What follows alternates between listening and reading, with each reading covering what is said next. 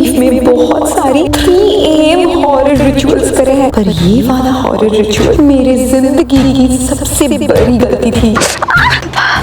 आँख में चला गया, क्योंकि इस रिचुअल में मैं कोई नॉर्मल स्पिरिट से कनेक्ट नहीं करी, मैंने किसी बच्चे की स्पिरिट से कनेक्ट किया। और इसके बाद जो हुआ वो मैंने सपने में भी नहीं सोचा था। This ritual was the biggest mistake of my life. तुम जल्दी चलो यहाँ से। आज की कहानी स्टार्ट होती है मेक्सिको से। 19th सेंचुरी की किसी एक टाइम पे मेक्सिको में एक बहुत हैप्पी फैमिली रहा करता था। हस्बैंड वाइफ में बहुत ज्यादा प्यार था और शादी के बाद वो लोग बच्चे के लिए प्लान कर रहे थे। बट बहुत साल तक उन्होंने बहुत ट्राई किया, बहुत सारे डॉक्टर्स के पास भी गए, बट फिर भी उन दोनों को कोई भी बच्चा नहीं हुआ। तो शादी के ऑलमोस्ट 10 साल बाद जब उनको कोई बच्चा नहीं हुआ, उन्होंने डिसीजन लिया कि वो लोग किसी बच्चे को अडॉप्ट कर लेंगे। तो उन्होंने हर किसी को बोला कि अगर कोई ऐसा बच्चा है जिनको हम लोग अडॉप्ट कर सकते हैं तो प्लीज हमें बताना। तो फाइनली उन लोगों को एक लीड मिलता है, मतलब कोई उन्हें बताता है कि यहाँ पे एक बच्चा है जिनको आप अडॉप्ट कर सकते हो। बट उन्होंने कोई भी जानी मानी एजेंसी से बच्चा अडॉप्ट नहीं किया था, तो इसलिए उनके पास ज्यादा इंफॉर्मेशन नहीं था। जिस बच्चे को उन लोगों ने अडॉप्ट किया था, उस बच्चे को देख के ऐसा लग रहा था कि वो 7-8 साल की ही होगी। तो उन लोगों ने उस बच्चे को अडॉप्ट किया एंड उस बच्चे को वो घर लेके आए। वो सब बहुत खुश थे, वो दोनों ही उस बच्चे को बिल्कुल अपनी बच्ची की तरह प्यार करते थे एंड उन्होंने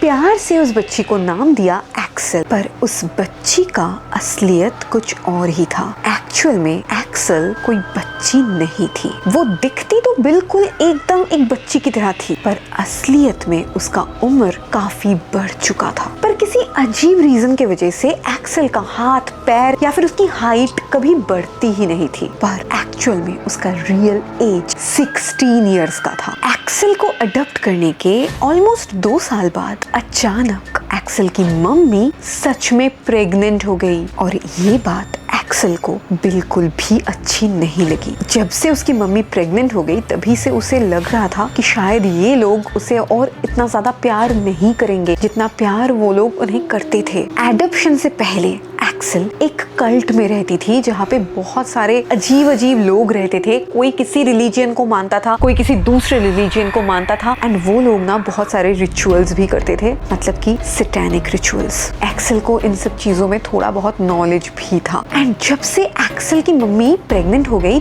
तभी से एक्सेल ना उनसे ज्यादा बातचीत भी नहीं करती थी। इवन वो घर में भी किसी से बातचीत ज्यादा नहीं करती थी, वो बिल्कुल चुपचाप रहने लगी। कुछ दिन बाद एक्सेल की मम्मी हॉस्पिटल में एडमिट हो गई। उनकी एक छोटी सी बेबी गर्ल भी हुई और ये बात एक्सेल बिल्कुल भी नहीं सह पाई, क्योंकि उस बच्चे के आने से घर में बहुत ज्यादा खुशियां आ गई थी। उसके मम्मी पापा बहुत ज्यादा खुश हो गए थे क्योंकि इतने सालों बाद उनको अपना बेटी मिला है। एंड खुद की बेटी को देखने के बाद से ना वो लोग एक्सेल से उतना ज्यादा उन लोगों का लगाव ही नहीं था। एंड इस बात से एक्सेल लिटरली डिप्रेस्ड हो चुकी थी। जब भी वो उस न्यू बॉर्न बच्ची को देखती थी ना, उसको बहुत ज्यादा जलन होता था। एक्सेल उसी टाइम से उसकी बहन निकोला को बहुत बुरी तरह से ट्रीट करती थी। वो अचानक उस छोटी सी बच्ची को कभी कभी हिट करती थी जोर से, वो बच्ची रोने लगती थी और मम्मी पापा के सामने ऐसे एक्टिंग करती थी जैसे कि उसे कुछ पता ही नहीं है, उसने कुछ किया ही नहीं। ऐसे ही ये सब चलता रहा काफी दिनों तक। इसके ठीक 1 साल बाद जिस दिन एक्सेल की बहन निकोला की बर्थडे थी, उसी दिन रात के ठीक 3 बजे एक्सेल ने फिर से कोई सैटेनिक रिचुअल शुरू किया एंड उस रिचुअल में किसी को सैक्रिफाइस करना था। एंड एक्सेल ने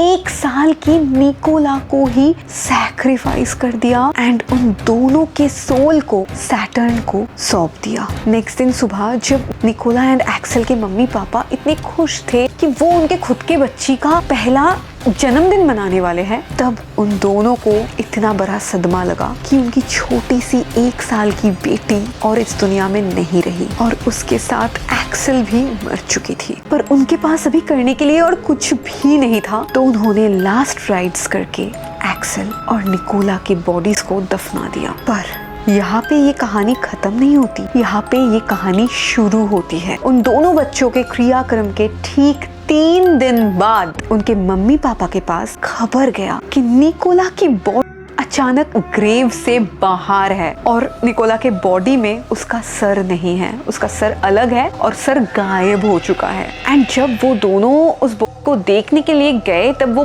इतना ज्यादा अजीब लग रहा था, इतना डरावना लग रहा था। अपने छोटी सी 1 साल की बच्ची की डेड बॉडी इस तरह से देख के वो दोनों बिल्कुल भी सह नहीं पाए। एंड उसी टाइम से निकोला की मम्मी ने सोच लिया था कि कुछ भी हो जाए उनको जानना है ये सब आखिर हुआ क्यों। निकोला की मम्मी जिनसे एक्सेल को गोद लिया था वो तुरंत उन्हीं से कांटेक्ट करती है कि आप बताओ कि ऐसा आखिर हुआ क्यों, उस लड़की ने मतलब एक्सेल ने क्यों किया एंड उसने मेरी बेटी को क्यों मार दिया। तो तब उनको पता चला कि वो लड़की एक्चुअल में एक कल्ट में बरी हुई थी एंड उसने उस कल्ट का एड्रेस भी ले लिया। वो तुरंत चली जाती है उस कल्ट में एंड वहाँ पे जाके वो सब कुछ बता देती है। तो जब कल्ट वालों ने उनसे सब कुछ सुना तब उन्होंने उसको बताया एक्सेल एक्चुअल में एक 16 साल की लड़की थी एंड उसी ने कुछ रिचुअल किया था। इसी वजह से 3 दिन बाद उनके बच्चे का कब्र से बाहर निकल गया था एंड उस लाश में कोई सर भी नहीं था।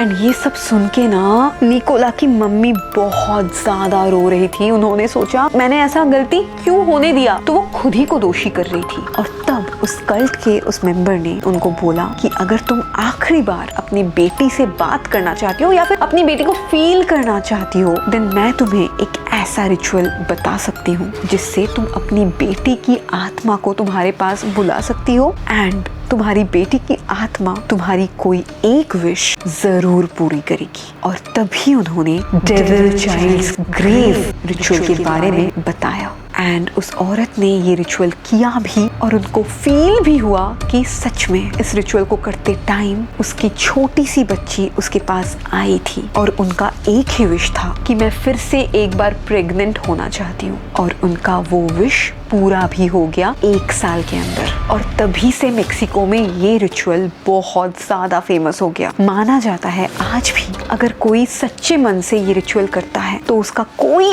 एक विश जरूर पूरी होती है। और अगर इस रिचुअल को करने में आपसे थोड़ी सी भी गलती हो गई तो आपके साथ बहुत बुरा हो सकता है, क्योंकि इस रिचुअल में आप किसी बच्चे के स्पिरिट के साथ खेल रहे हो।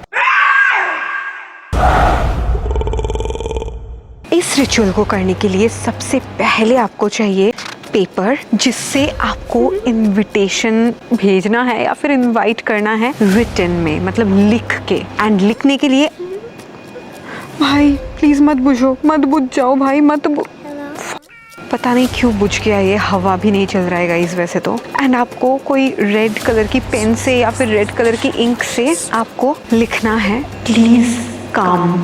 एंड इसके साथ आपको चाहिए कोई भी रिंग जो आप एक्चुअल में डेली पहनते हो। तो मैं ये सब रिंग्स ही ऑलमोस्ट डेली पहनती हूँ तो मैं कोई भी रिंग यूज़ कर सकती हूँ। एंड इसके साथ आपको चाहिए कोई भी डॉल जिसको आप एज अ चाइल्ड यूज़ कर सकते हो, मतलब एज अ मीडियम। तो आज के लिए इस वीडियो में ये डॉल ही मेरा मीडियम बनेगा जिसके थ्रू मैं स्पिरिट से कनेक्ट कर पाऊंगी। और सबसे बड़ी बात, ये डॉल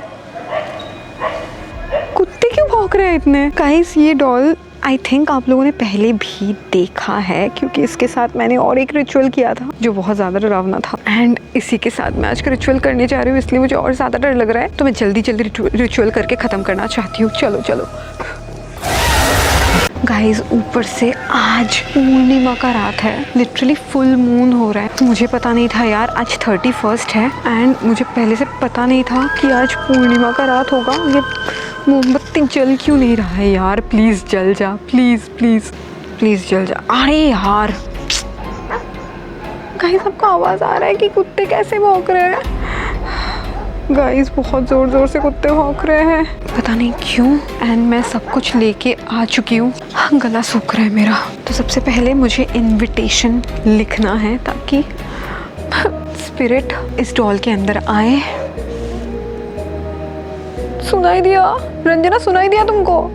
यहाँ पे मैं कुछ भी लिख सकती हूँ, बस मुझे प्लीज़ कम वाला चीज़ लिखना पड़ेगा। प्लीज़ कम, ये मुझे मेंशन करना है। Dear child please come.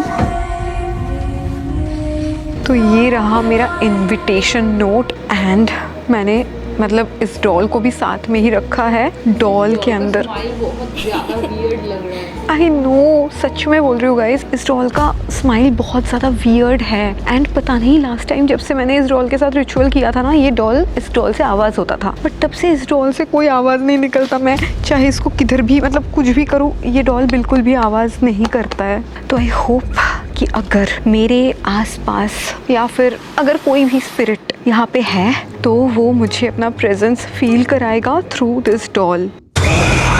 But guys, मैं आप सबको वार्निंग देना चाहती हूँ, चाहे कुछ भी हो जाए, आप अपने घर में ये वाला रिचुअल बिल्कुल भी ट्राई मत करना। ये एक्चुअल में बहुत ज़्यादा डेंजरस हो सकता है। एंड अगर आपने गलत तरीके से या फिर कुछ भी गलती किया इस रिचुअल में, अरे यार क्या हो रहा है ये, देन हो सकता है कि आप पोजेस्ड भी हो सकते हो एंड आपके साथ बहुत सारी पैरानॉर्मल एक्टिविटीज़ भी हो सकती है। पता नहीं क्यों बहुत ज़्यादा अजीब लग रहा है यार।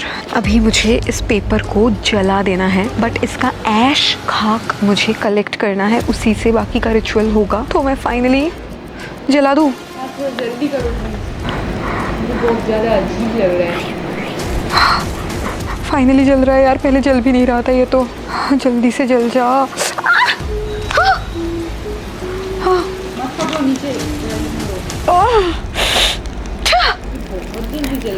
एक्चुअली ये बहुत जल्दी जल गया यार, आज तक कभी ऐसा पेंट गिर गया मेरा पूरा पेज ये जल जाना चाहिए, बिल्कुल भी नॉर्मल पेज जैसा ये रहना ही नहीं चाहिए। एंड देखो इतनी आसानी से पूरा जलता नहीं है जनरली। थोड़ा सा रह गया यार, क्या हुआ? आँख में चला गया। पानी भी नहीं आया उधर यार। यहाँ पे मैं छत पे शूट कर रही हूँ यार, यहाँ पे पानी भी नहीं है कि मैं आँख में पानी डालूं, और मैं ये करते करते पेंट भी गिर गया पूरा, रुक भी नहीं सकती। और थोड़ा सा मेरा कागज़ अभी तक जला नहीं है। अभी इसको फिर से जलाना पड़ेगा। फिर से जला देती हूँ जल्दी से यार, इस बार आँख में ना जाए बस। सच बोल रही हूँ गाइस, ये वाला आँख तो कितना तेज चल रहा है। ये वाला आँख मेरा बहुत ज़्यादा जल रहा है, आई स्वेयर। ये वाला ये बहुत ज़्यादा जल्दी जल गया। ये फिर से नहीं जला यार, ये थोड़ा सा ही बच जा रहा है। क्यों नहीं जल रहा? हाथ मत जला लेना प्लीज़, इस बार पूरा जल जाए, प्लीज़ इस बार पूरा जल जाए यार। ये जल ही नहीं रहा है यार, क्यों नहीं जल रहा ये? फाइनली आई थिंक इस बार जल जाएगा। I hope. भगवान भी नहीं चाहते कि तुम करो ये। सच में मुझे तो हर बार मैं जब भी हॉरर रिचुअल करती हूँ ना, मुझे इतना प्रॉब्लम्स होता है, प्रॉब्लम्स फेस करना पड़ता है। मुझे लगता है कि भगवान नहीं चाहते कि मैं ये सब रिचुअल्स करूँ, बट क्या करूँ यार। चलो हो गया, जो भी हुआ है इसी को लेके कर लेते हैं। ऐसा लगा मेरा हाथ जल गया यार। तो गाइस, यहाँ से सारे के सारे एशेस मैंने ऑलरेडी कलेक्ट कर लिए हैं।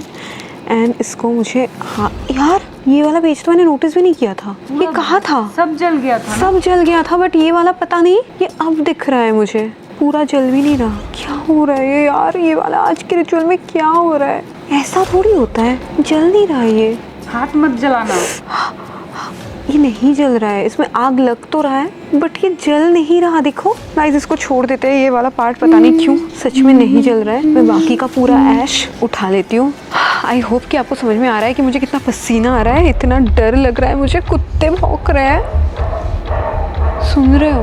ये पूरा राख है जो मैंने उठा लिया हाथ में, और ये थोड़ा सा पेपर का टुकड़ा जो जल नहीं रहा था। एंड मुझे अभी मेरी अंगूठी उतारनी है। यार मेरा मन ही नहीं कर रहा है ये रिचुअल करने का। कुत्ते इतने जोर से भौंक रहे हैं। कुछ तो गलत हो रहा है।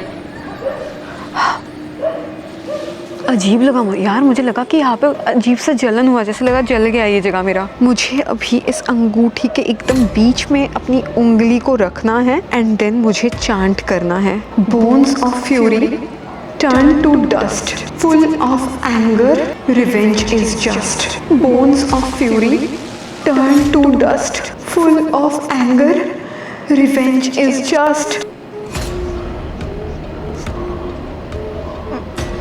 Bones of fury turn to dust, full of anger.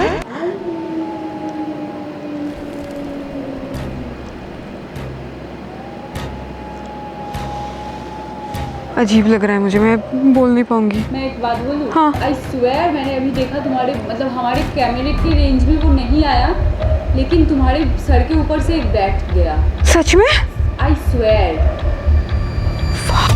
की रेंज में वो नहीं आया। मेरे पास फ़ोन एक्स्ट्रा कुछ है ही नहीं कि मैं वो फुटेज ले सकूँ। यार इतना अजीब आवाज़ आया कि मैं वो चांट पूरा कर ही नहीं पाई। मेरे को गूज़बम्प्स आ रहे हैं, चिल्स आ रहे हैं। आई स्वेयर मेरे को ठंडा ठंडा लग रहा है रंजना, सच में ठंडा लग रहा है बॉडी। देख दिया करना था गाइस यार, इस ऐश को मुझे ब्लो कर देना था, बट आई स्वेयर ये जो अंगूठी के अंदर मैंने हाथ रखा था ना, मुझे अचानक बहुत गर्म फील हुआ। मुझे लगा कि जल रहा है मेरा हाथ। मैं बस इसी को ब्लो कर देती हूँ जो भी लगा हुआ है, एंड इस रिचुअल को भी एंड कर देते हैं। यार सच्ची बोल रही हूँ, आज जैसा एक्सपीरियंस कभी नहीं हुआ मुझे। मेरे हाथ में जो भी डस्ट है इसी को मैं फूंक में उड़ा दूंगी। Please forgive me and cause me know harm. Please forgive me and cause me know harm. चलो यार तुम जल्दी चलो यहाँ से।